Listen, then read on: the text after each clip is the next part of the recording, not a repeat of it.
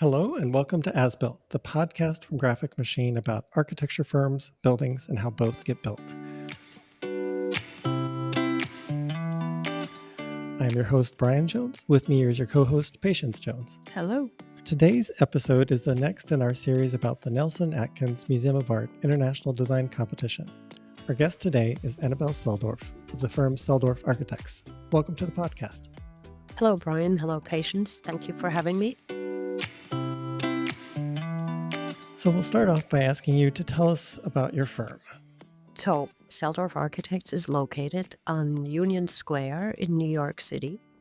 I'm the principal, but we are a firm of somewhere between 65 and 70 people. There are 4 partners in the firm, in addition to me, and it's an amazing place. So, physically, it's a great place, but I think more than anything, after 40 years of practice, the thing I'm proudest of is the culture in the office. We have a group of people who are kind, smart, apply themselves, bring ideas, are great listeners, are great collaborators, and really the reason why I keep working as much as I do.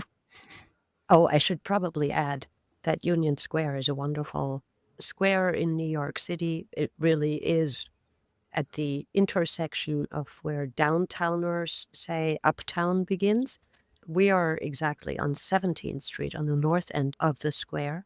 And it's a very lively, really urban, marvelous place that has the particular privilege of hosting a farmer's market 4 times a week. And it's really great. What type of work is your firm known for? So I think a lot of people associate the work that we do with art and culture. And that is mostly true.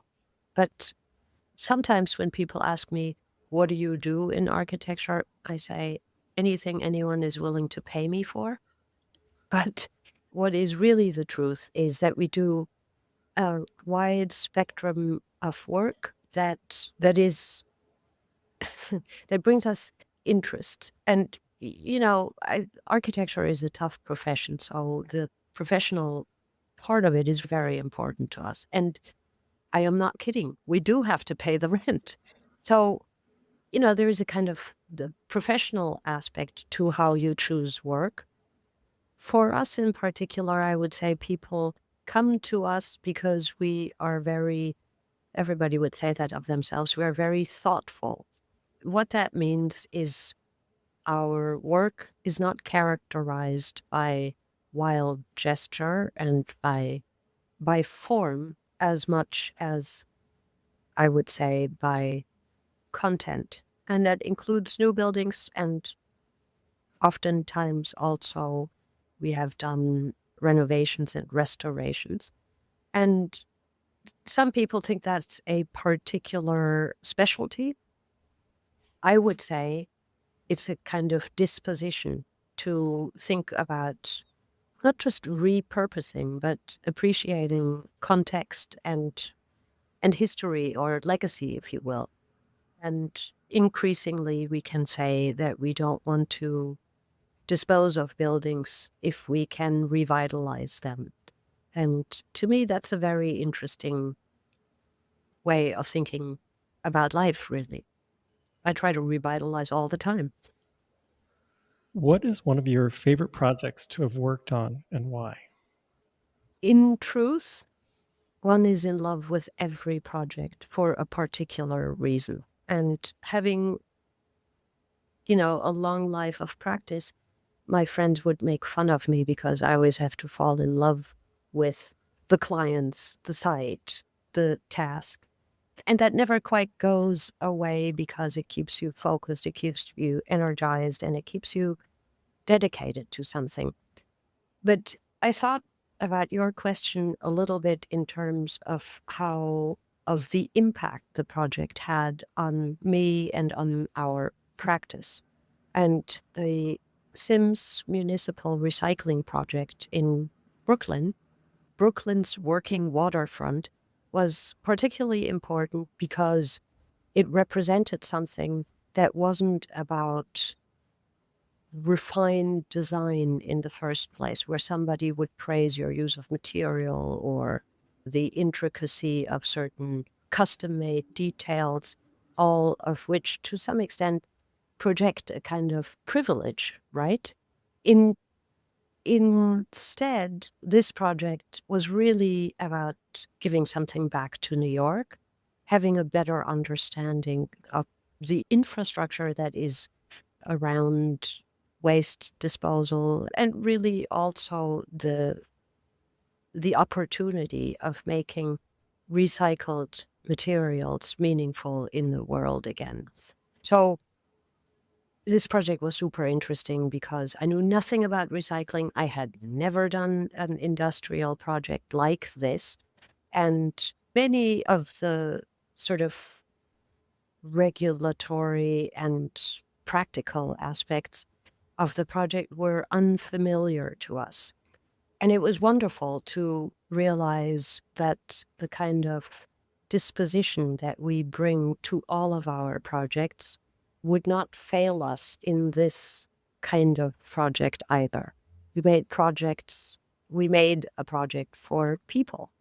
And it's now over 10 years since we completed that project. And every time I go there, I think, wow, it's really great. It has grown in, it's a gritty sort of industrial project, but the colors of aluminum against the color of the sky, I can wax on poetic about why this project is good or interesting or remains something that is very important to me. But the bottom line is, it was sort of a moment in time where I realized that being an architect is meaningful because you can participate in a process of making things better for people. Why did your firm decide to enter the Nelson-Atkins competition? Now, that is a stupid question. How would you not want to participate in this competition? It's maybe a little more than a year ago that I came to Kansas City to give an invited lecture, and it was one of my favorite days in that particular season because I loved the museum. I had wanted to come and see the museum for a very long time. Also went to see the Kemper, and I plain and simple loved that museum. And there's a lot to love, many different aspects of it. It's not that I like it because of the beautiful lenses and the way, the block building sort of radiates across the city. No, I like so many different things. I like the landscape. Of course, I mean, what's not to love is really more to the point. And yeah, there you have it. What have your impressions of Kansas City been so far? I think everybody probably answers that by saying, damn good barbecue. But Kansas City strikes me as a great American city. And what I really enjoyed with what I know of it is that people are so welcoming and so open and interested. I mean, seeing how successful Nelson-Atkins is in drawing people from all kinds of walks of life into the museum to look at art, to build community, and to, I think, look toward a better way of living together. I know that sounds maybe a little bit corny, and it isn't something that I can substantiate with facts or figures, but it is noticeable. It is noticeable where, that people sort of are pleased to see you. They want to welcome you. They want to show you their town. They want to be hospitable. And that's really inspiring. It's inspiring for the kind of work that we do because we feel like, it's reciprocal. We're going to hear from the stakeholders and the dialogue is going to be authentic. And to me, that's very meaningful. What have you found to be a highlight of the museum from your visit? And that could be a collection, a particular piece of art. I was surprised about how much innovation there is in the old building. There are so many details and so many beautiful rooms and so many fine pieces of the collection that, if anything, I regretted not having enough time really getting to the bottom of every last space. But it's a little bit what I said about my impression of Kansas City. I thought that the manner in which people are brought to art is particularly generous. And that's, of course, evident in the Bluff building, but it is there in the original building. And, there's like, I think it's a cork floor that is on the in the main galleries. But it's so fine. The detail of the stairs, the way they sort of curve and go up. And, we think a lot about how Beaux-Arts buildings may be exclusive and produce threshold anxiety. And that's, something that one has to be mindful and thoughtful about. On the other hand, let's not throw out the baby with the bathwater, because it is such a fine place. There was one, because you asked about pieces in the collection, there's a small lamp that is a Victor Horta Art Nouveau brass chandelier that's installed in a really beautiful way. It has this sort of curved stand. And I took pictures of it, and like it sort of stuck in my mind as an object of just absolutely exceptional beauty that I kind of returned to it because I thought it was something that is both materially exceptional, but also represents a kind of freedom that I enjoyed very much. And perhaps in that context, I can say that people often think of me, of the work we do in the office, as sort of classic modern. And if ever a curve occurs in any one of our projects, people sort of go like, did you hire somebody to do that? But that's not true. It's a mode of thinking and a mode of process in which I think the notion of keeping a balance of that which is rational and traceable to that which is intuitive and free has to be in balance or has to sort of come together. What have you found most compelling and challenging about the competition brief? Do you want the truth? Yes. The competition brief is very tough. It requires an enormous amount of not just insightful design work, but an inordinate amount of understanding of aspects of the project that will undoubtedly have to be examined and re-examined again. And so, good, bad, or indifferent, it's just an incredible amount of what I call work. And by that I mean it's like it's got to get done, you got to think about it, but it wasn't work that necessarily filled out the inspiration, so to speak. On the other hand, it also suits us and our process because we like to think methodically and systematically and to sort of have a sense of reason that backs up the overall idea. But it is actually very interesting and fun, I will say. It's like our team was up until 10 o'clock in the evening. Everybody was in a very good mood. What has inspired your approach to the competition brief, to the project? Well, I think it's the premise of these multiple things that come together. There is the old building. There is the really sort of majestic approach of the on really four sides. And then the intersection with the block building, which is not just the building, but it is the premise of bringing people in below ground. And while the Walter de Maria piece, of course, is extraordinary, it kind of sits there unattended a little bit.